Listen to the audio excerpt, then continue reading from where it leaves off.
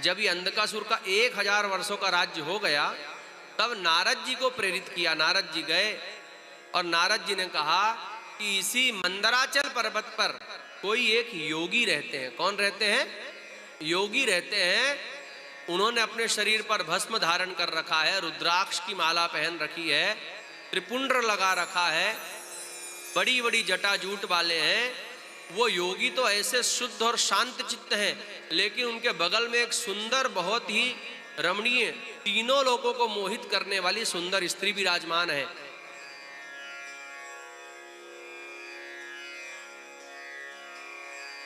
जब ये बात नारद जी से श्रवण की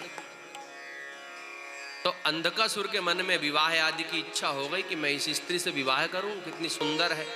अब वास्तव में तो पार्वती जो है वो अंधकासुर की माता है, लेकिन अंधकासुर इस बात को नहीं जानता, क्योंकि बाल्य अवस्था में ही शिव जी ने उसे हिरण्याक्ष को दे दिया था।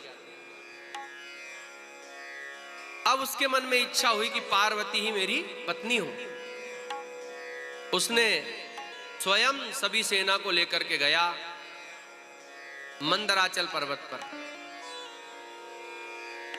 और उन शिव जी से कहता है, हे योगीश्वर, आप तप में रत रहने वाले, तपस्या करने वाले, जटाजूट धारण करने वाले हैं। ना आपके पास रहने के लिए न मकान है, ना कुछ है, ना कोई सुख साधन संपन्न है। आप इतनी सुंदर स्त्री को क्यों आपने रख रखा है? इसे आप मुझे दे दीजिए, ये मेरे राजभवन में रहने योग्य है। भगवान ने कहा कि ये मेरी शक्ति है और मैं इसका त्याग कभी भी नहीं कर सकता हूं, लेकिन फिर भी यदि तुम इसे प्राप्त करने की इच्छा करते हो तो मेरे साथ युद्ध कर लो। तुम जीत जाओ तो युद्ध के शुल्क के रूप में इसे ले जाना। अब जब अंधकासुर से, अच्छा अंधकासुर के इसमें शुक्राचार्य आदि सभी हैं सेना में, अंधकासुर से ऐसा जब कहा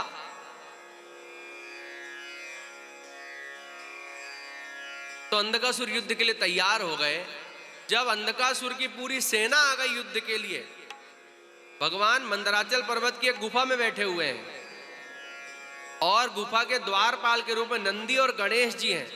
गणेश जी को यहां पर वीरक शब्द से संबोधित किया। शिव जी ने कहा कि तुम वीरों के भी वीर हो, तुमने तो बाल्य अवस्था में मेरी पूरी सेना को पराजित कर दिया था। कल हम लोगों ने गणेश जी के जन्म की कथा सुनी ही थी, पूरी सेना को पराजित कर दिया था गणेश जी ने।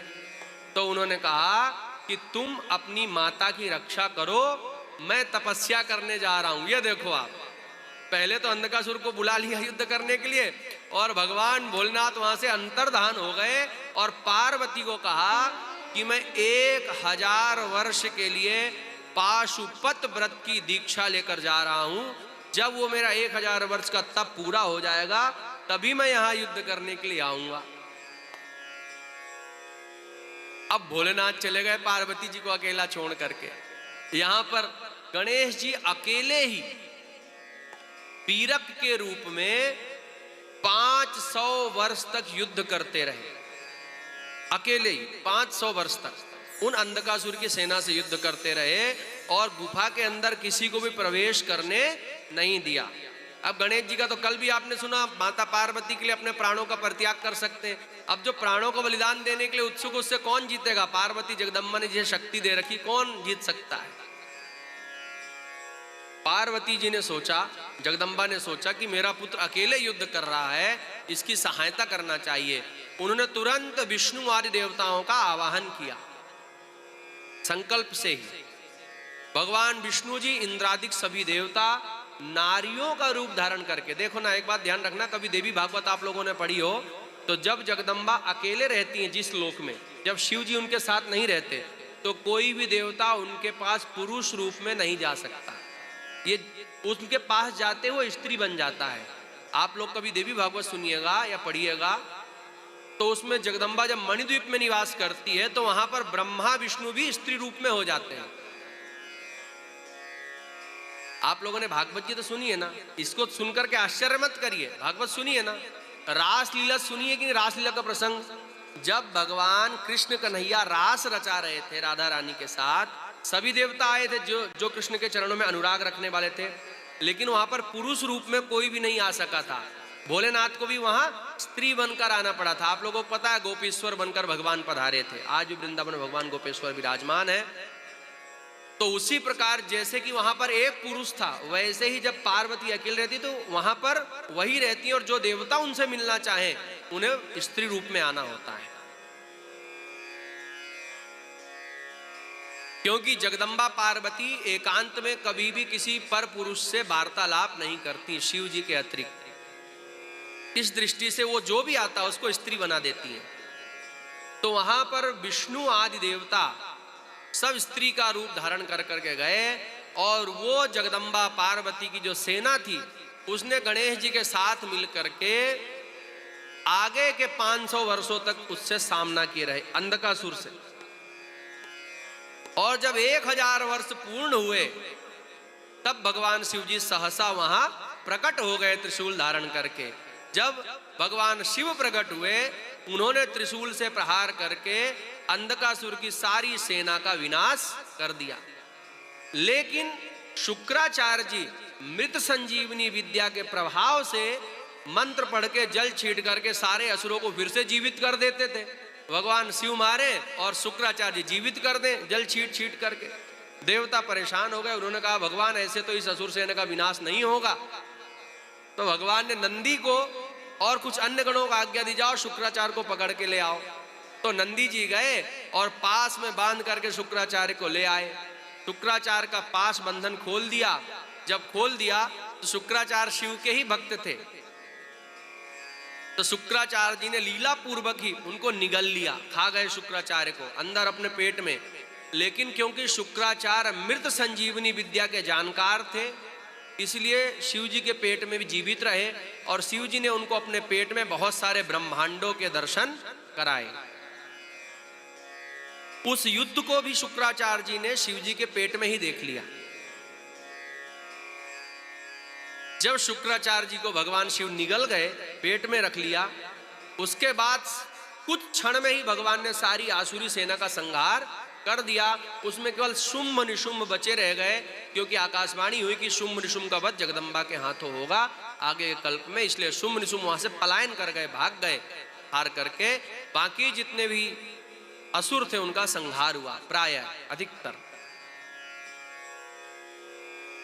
अंधकासुर अकेले ही शिव जी से जब युद्ध करता रहा तो भगवान शिव जी ने त्रिशूल उसके पेट में मार दिया, और त्रिशूल में फंसा करके उसको ऐसे खड़ा कर दिया, उठा दिया त्रिशूल को।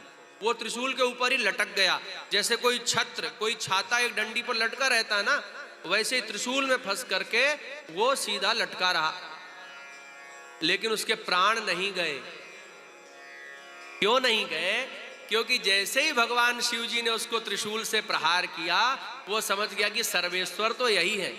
अभी तक विष्णु आदि देवताओं से मैं युद्ध कर रहा था, कोई मुझसे जीत नहीं पाए, और ये अकेले ही इन्होंने मुझे पराजित कर दिया। इसलिए सर्वेश्वर यही है, सबके अधिपति यही है, मैं इनकी ही शरण जाता हूं। शिव जी के स्पर्श से उसे बुद्धि प्राप्त हुई। शिव जी का पुत्र ही था, बुद्धि क्यों ना आती? भगवान उसकी रक्षा करना चाहते हैं, मारना चाहते तो भगवान के हुंकार से ही वो नष्ट हो जाता। लेकिन शिव जी से मारना नहीं चाहते थे, अपनाना चाहते थे। इसलिए त्रिशूल में जब फंसा लिया भगवान ने, तो शिव अष्टोत्तर शतनाम, मतलब जो शिव जी के 108 नाम है, जिनका उपदेश भगवान विष्णु जी ने नारद जी को कहा था कि नारद जाओ शिव जी के अष्टोत्तर शतनाम का जप करो, जपं जाई शंकर सतनामा। तो वही अष्टोत्तर शतनाम 108 नाम ये जपने लगा, बारंबार बारंबार बारंबार जपता रहा। जपते जपते 3000 वर्ष हो गए। कितने वर्ष हो गए? 3000 वर्ष में उसके रक्त की एक एक बूंद नीचे गिर गई, क्योंकि त्रिशूल में है, लटक रहा है। गर्मी से, धूप से उसकी त्वचा झुलसी नहीं, क्योंकि शिव जी उसकी रक्षा कर रहे हैं। क्योंकि वो शिव नाम का उच्चारण कर रहा था, इसलिए मरा भी नहीं। लेकिन हड्डियां ही उसके शरीर में बची रह गईं, बाकी सब कुछ नष्ट हो गया, हड्डियों का ढांचा हो गया। अरे हम लोग महीने 2 महीने भोजन न करें तो शरीर चिपक कर हड्डियों का ढांचा ही हो जाएगा।